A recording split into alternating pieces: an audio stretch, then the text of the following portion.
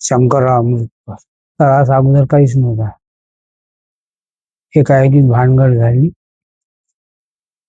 त्याच्याने झटके यायला लागले. त्याच्या अगोदर काहीच त्रास. जेवण वगैरे करून झोपले दुपारी, त्यांना झटका आला. कधी आधी कधीच नाही झालं, कधीच कधी नाही. डोकं नाही दुखलं. पहिलाच टाइम. आणि मग आम्ही पुलगावला नेलं दवाखान्यात सरकारी. त्यांनी वर्धा सांगितलं, आम्ही इकडे आणलं. इथे मग ICU मध्ये ठेवलं 4-5 दिवस. ते त्यांना माहिती व्हायचं होतं ना कारण कशामुळे झालं. मग MRI वगैरे झालं, त्यात सांगितलं की गाठ आहे म्हणून. त्याचं ऑपरेशन काढावंच लागतं म्हणून ऑपरेशन केलं. तेव्हा त्यांना माहितीच नव्हतं ना कारण. तेव्हा फक्त झटका आला, तब्येत म्हणजे सिरियस होती. तर ICU मध्ये ठेवलं. नंतर टेस्ट झाल्या, CT स्कॅन, MRI. मग त्याच्यामध्ये माहिती आली, रिपोर्ट आलं की गाठ आहे म्हणून. त्याचं ऑपरेशन सांगितलं. 2 दिवसा पहिले झालं, शनिवारी ऑपरेशन. ऑपरेशन करावं लागणार, गाठ ठेवता नाही येत. नाहीतर असंच चालू राहतील म्हणे ते, जर तुम्ही ठेवली. आणि त्याला ग्रोथ पण राहील ना, म्हणून ऑपरेशन करायला सांगितलं.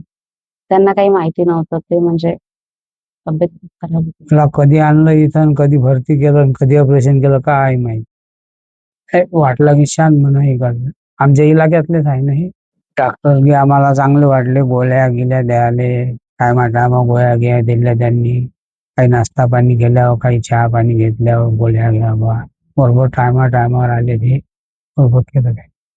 आम्ही गेलोच नाही ना कुठं, या पहिलाच टाइम आहे ना, पहिलाच टाइम. अजून कुठं गेलोही नाही, नाही कोणी डॉक्टर संग संपर्क झाले भूषण सर आहे ते बोलायला. सिस्टर पण सर्वच चांगल्या आहेत, छान ट्रीट करतात, रागवत नाही.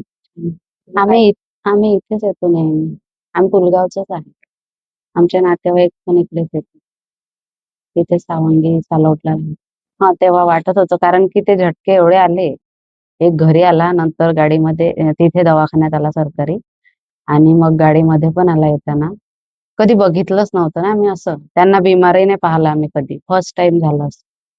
तर तेव्हा वाटत होतं, काय झालं हे माहिती नव्हतं, का बरं झालं ते माहिती नव्हतं.